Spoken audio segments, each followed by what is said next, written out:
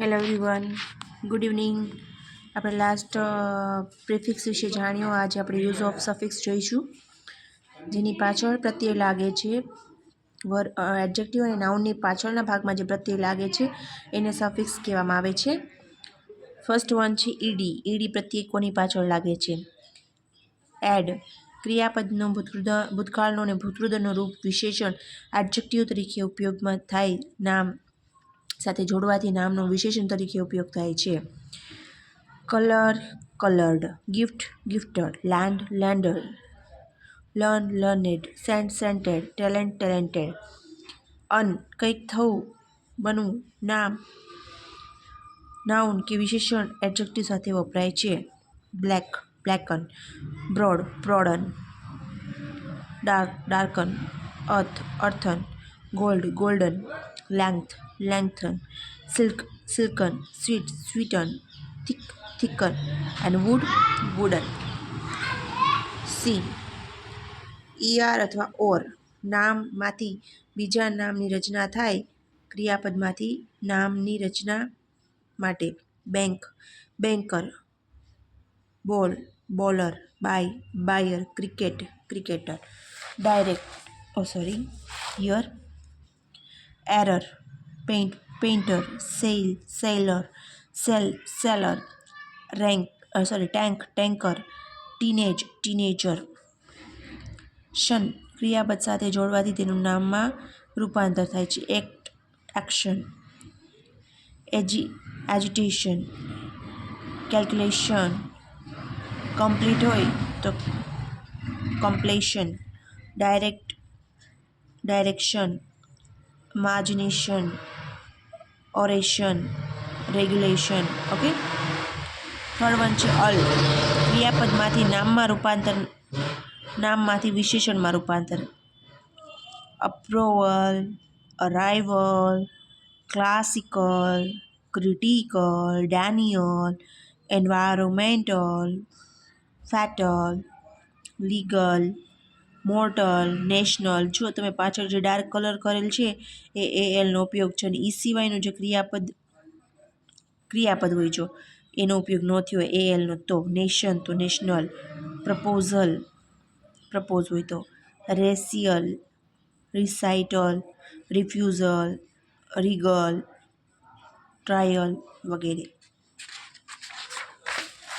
Next age. એજનો ઉપયોગ. Bondage, breakage. Courage, homage. Leakage, marriage. Pilgrimage, postage. Shortage, teenage. હવે એબલનો ઉપયોગ છે. Seventh one capable.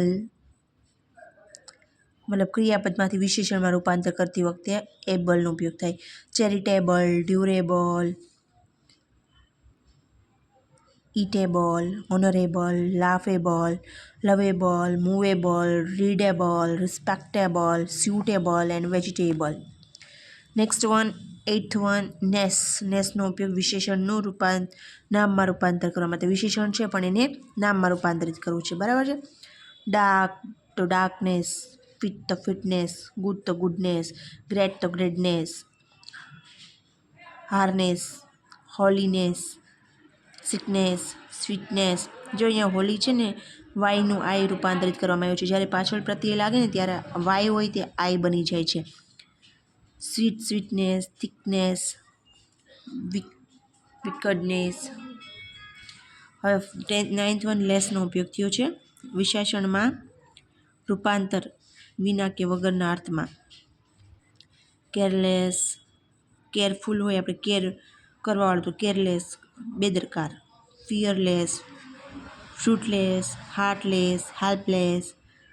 વગરના એમ કહીએ ને, હેલ્પલેસ મદદ વગરના. હોપલેસ, આશા વગરના. લોલેસ, કાયદા વગરના. Needless, reckless. Selfless, senseless. Shameless, tasteless and worthless. 10th one શીપનો ઉપયોગ થયો છે અહીંયા.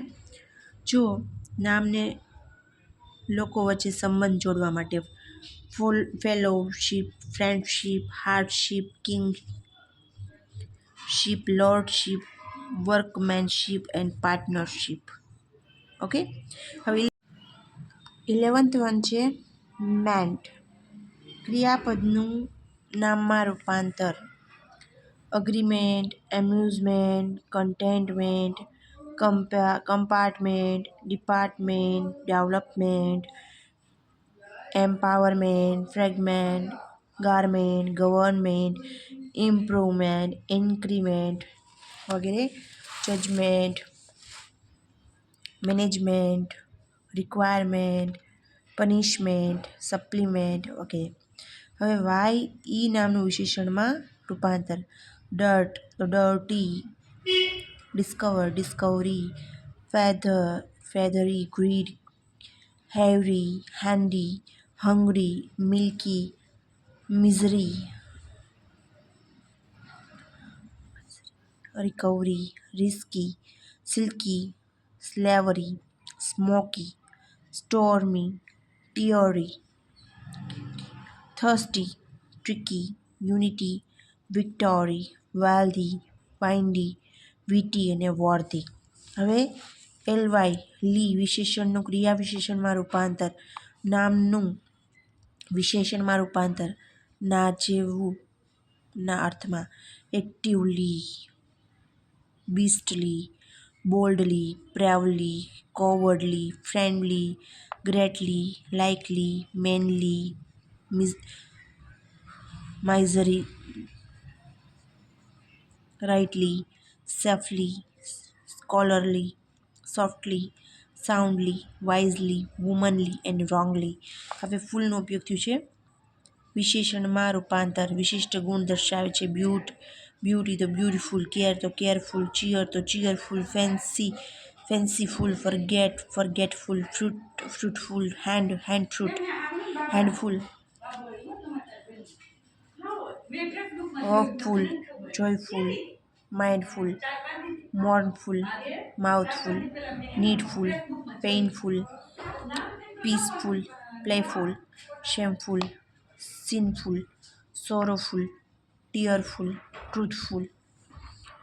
ઈશ નામનું વિશેષણમાં રૂપાંતર. British, bookish, childish, English, feverish, foolish, girlish, Irish, reddish, selfish, stylish, Turkish and last one યુ. ક્રિયાપદનું વિશેષણમાં રૂપાંતર. Attentive,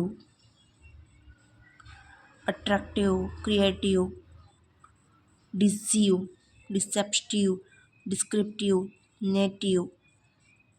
negative, suggestive, receptive, supportive.